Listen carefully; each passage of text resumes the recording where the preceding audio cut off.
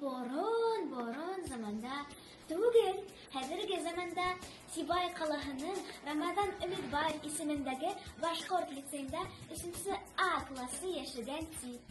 Унда уңган, хәйләтле, тәрбияле, толерантлы, әүдем, турбы укучысы яшәй. Уларның иң яраткан дәресләренең бере башкорт теле һәм әдәбияты икән.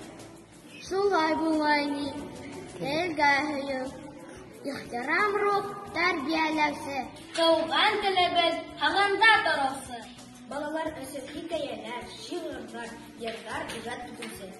Республикабызда үткән башкорт теле һәм әдәбияты 2021 ел укытучысы конкурсында финалга чыгып, тамашасы буюын яулаучы Гөлнара Дәүләтша кызы Ибраһимова икән.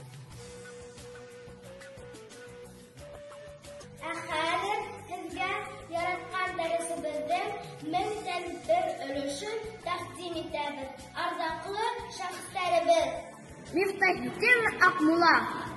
Башкортларым, укыл кирәк. Арабыздан назандар күп, укыл кирәк. Равил Бикбаев. Башкортстан бездән башкара. Легендар генерал Миңнегали Шайморатов.